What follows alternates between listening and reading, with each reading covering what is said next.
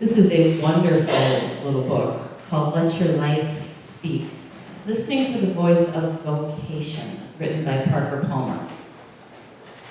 So he says this about vocation. Today I understand vocation quite differently, not as a goal to be achieved, but as a gift to be received. Discovering vocation does not mean scrambling towards some prize just beyond my reach, but accepting the treasure of true self I already possess. Vocation does not come from a voice out there calling me to become something I am not. It comes from a voice in here, calling me to be the person I was born to be, to fulfill the original selfhood given me at birth by God.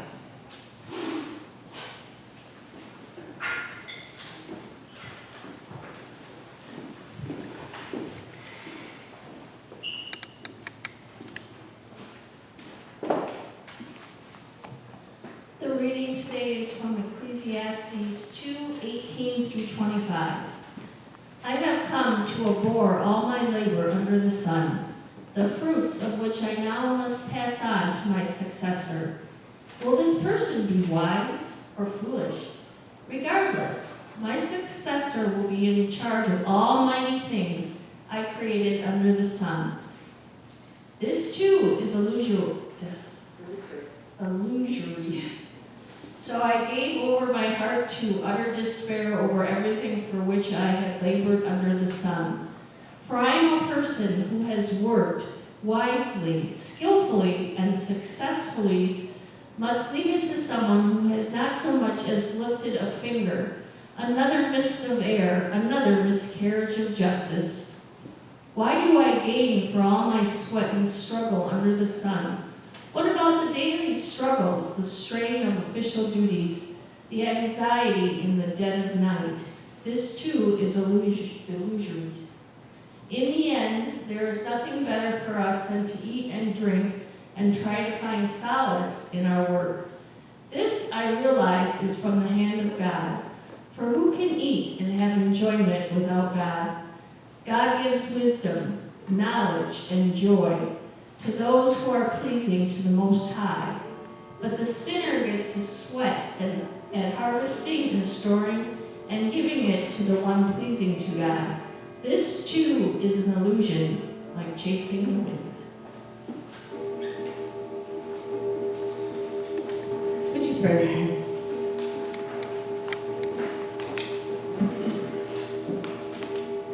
Holy One,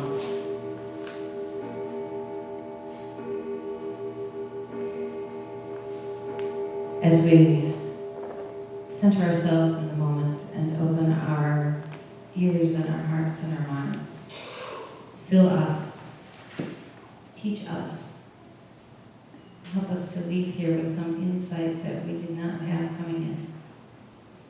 May the words of my mouth and the meditations of each of our hearts be filled with your wisdom and your insight. Amen. So I thought we'd talk about the difference between work and vocation before we move into next week's our anniversary service, and then I'm jumping off on a different series. So we've had little pieces of this in the whole service, but maybe we can bring it together in some cohesive thought here for a moment.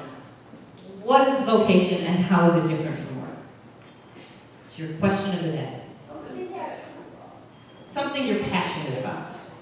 Okay. What else? Something you feel called to do. Something you feel called to do. Okay. Anything else you want to add to that? Scott wrote the Call to Presence this morning. It had all kinds of wonderful visioning in that vocation, that piece. Something that you find enjoyment in, something you find compelled to do, something that fills you to overflowing. So, what's the difference between vocation and work?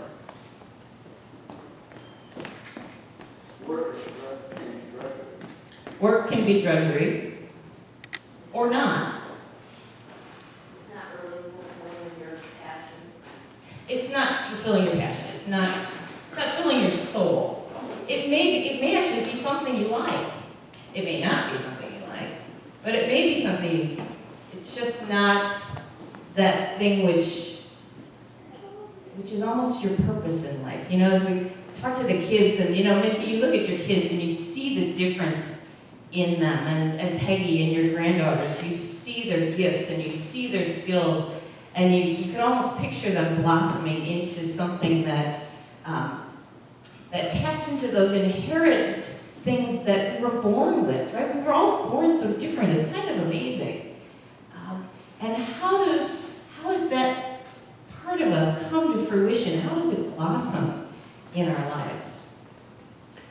That sort of, you know, if you're lucky, your work will be your vocation. Not everyone is that lucky. But that doesn't mean your vocation can't be fulfilled in your life. So, let me just use my life as an example, and you've probably heard pieces of this. So my first job, okay? My first job as a teenager in high school was working at my dad's company. Now, he had an engineering firm that built specialty machines for the semiconductor industry back in the day. So these were like huge machines that did powder coating on little, you know, transistors and resistors, and did laser marking on those. So my job was to help another woman to clean the office, like the whole office, including the men's bathrooms off the machine shop.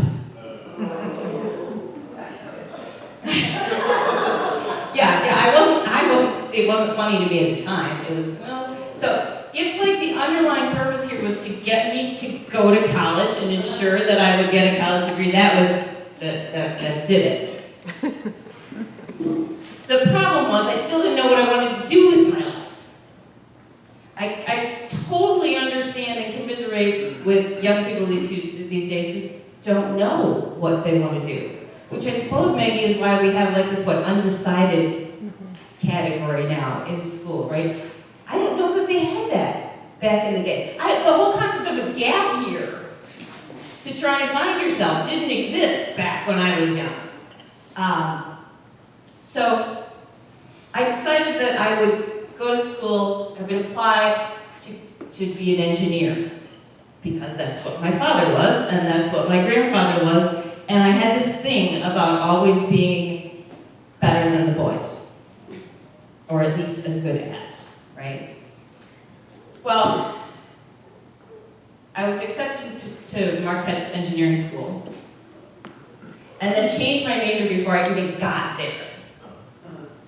I changed it to broadcast communications, because I figured that applied my characteristics, my personality. You know, I'd been in drama, and I was on the newspaper, and I was in forensics in high school, so that seemed to fit right in there. Got into the Marquette radio station and all that kind of stuff.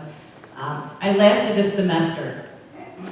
And then somebody said, well, you know, there's only 400,000 jobs in the United States in broadcast communications. And I went, well, that's not a whole lot of jobs. So I changed back to engineering. And spent a semester in engineering and got a C in calculus. And so, Missy, yeah, so math, yeah, I could do geometry and trigonometry, but calculus and those imaginary numbers, yeah, no. So I decided that I don't get C's in things, so this was a clear sign that I should not be an engineer. So I went into journalism. So I was already an editor on the Marquette Tribune. Like, this makes a whole lot of sense. But the reality was that I didn't love it. I didn't love it. So I think I changed my major to English somewhere in there. And then finally, so we're going on 5, girls, 5 changes. I finally said, I have got to graduate. And I would really like to graduate in 4 years. So business. Let's do business with a specialization in marketing. General enough, I can do a whole lot of stuff with it. Sort of a generic degree, but let's just get it done, right? So, my first job out of college was in a marketing consulting firm, really small firm in Brookfield.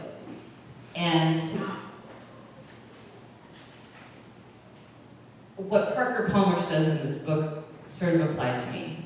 He says, and I have to read this because I'll forget, I won't say it as well.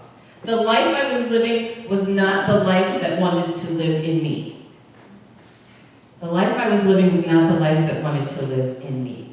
I found out really quickly that marketing was not the place I wanted to be, that it was very cutthroat and it was very money hungry. You know, I'm like 21 and they're billing me out at $200 an hour, and I'm thinking I'm not worth $200 an hour, and this was, oh gosh, what, 35 years ago? So it was all about the money and the power and like whatever, and something was missing, right? I always wanted to do something good. My dream really was to go into the Peace Corps. But at that point I was married and I couldn't get my husband to go somewhere where there might not be toilets. So, true story. So he said, can't you do something good around here? So I applied to Easter Seals, and I worked for Easter Seals for a year and a half. Then I worked for March of Dimes for a year and a half. And to all practical purposes, to all outsiders, it looked like things were going really, really well, right? So somebody actually approached me to hire me away from Easter Seals. I moved up. I was a communications director at a young age. Our executive director left, so they put me in the slot for 4 months. If I wanted a career in nonprofit, I was on track. But something was missing.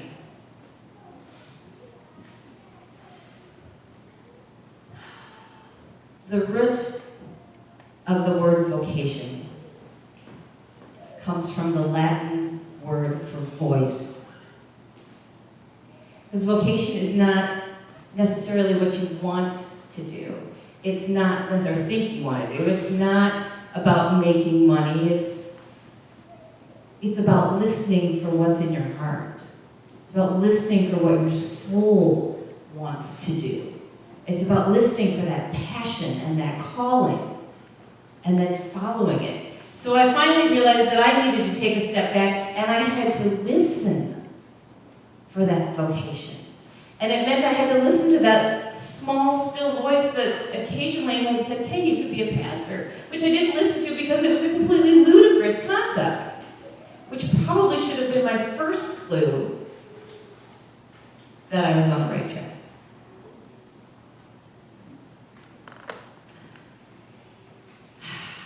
So, Parker Palmer also said this. I totally should have read this book back in the day, because it would have made a whole lot of sense.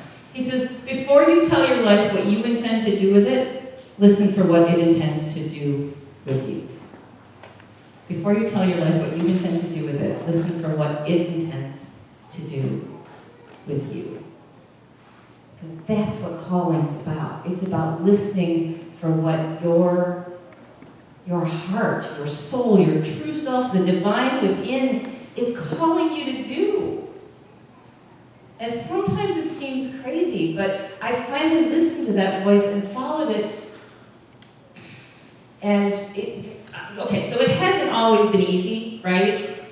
Hasn't always been fun, and there have been times where I have downright not liked this job. But when it's a calling, when it's a vocation, when it's a passion, it doesn't let you go that easily. So,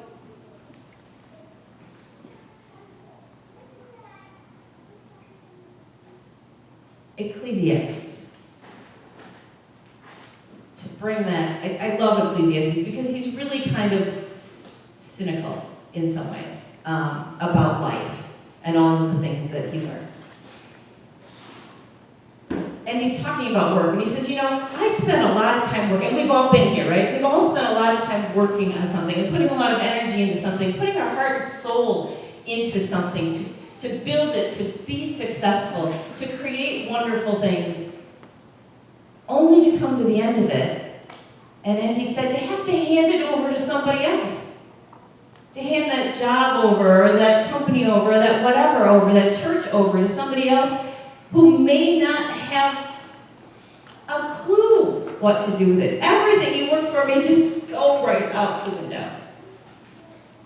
And he really struggled with that. Until he got to a point, and it must have taken some time to find the wisdom to understand that it's not the success or the achievement that matters at the end of the day. That the goal is to do that which fills our soul in the moment, at the time. That we can't spend life trying to hope that whatever we create is going to last forever. Or even that we're going to be successful. We do the best we can do with what our soul's calling us to do in the moment, we will be fulfilled, and we will fulfill our purpose on earth.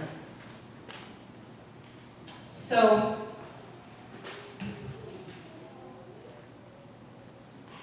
Ecclesiastes says, the goal of all of it really is to eat and drink and have enjoyment. Find solace in your work. Find comfort in your work. And he says, if you do those things, then God must be there, because where else would God be when you're eating and drinking and finding enjoyment? When you're contented in your work. That's where the connections with the divine are. So I've got to admit that when I read that passage, I had to think about Franksville United Methodist, the last position I had. And all of the energy and all of the time and all of the programs I started and the relationships I developed and the reconciling congregation we became and the addition we built. And I thought, I could be the same way. I put in my skills and my energy and my time and my soul into that place for 9 years, only to hand it off to somebody else. Who, and a group of people that I was pretty sure did not share my vision. So in a way, as Ecclesiastes says, it was illusory. It was an illusion. My desire to want to, leave a legacy or accomplish something or be successful, it's not the point. The point is to do what fills your soul. The point is to live your calling and your passion. And I know this goes beyond just work, right? Like I said, you're lucky if your work is your vocation. But you can still have a vocation even if your work is just to earn money to get you through. Maybe drumming is your true vocation, Mike. And so you fulfill your soul there, even if your job isn't it.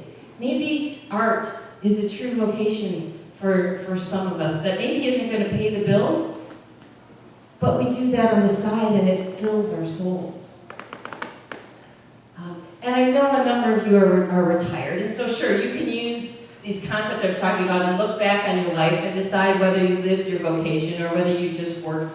Or you can think about it right now. Are you living your vocation? Are any of us living our vocation right now? Because it's not about making money. It's about how do we spend our time. Do we spend our time following our innate gifts and skills? Parker Palmer talks about it as a river under the ice, right? That our vocation is like that river flowing under this layer of ice. And sometimes you can see it a little bit and you know it's there, but a lot of times you can just ignore it. Or not even know it exists. And the goal is really to crack through the ice and get that river flowing in our lives.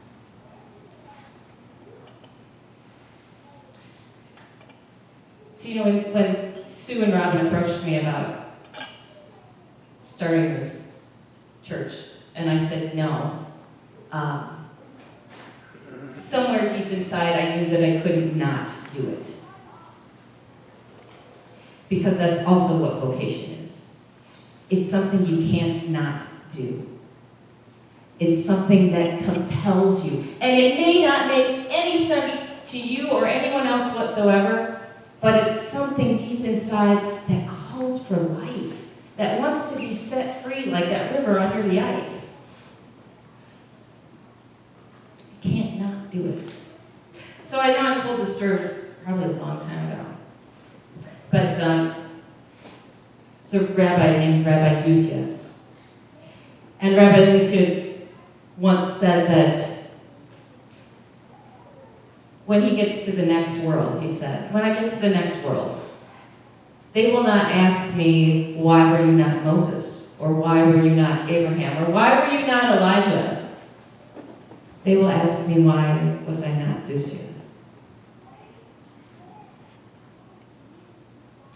That's the whole goal of vocation. To be you. Who you were created to be. With everything that's inside of you. Bursting to come forth. Amen.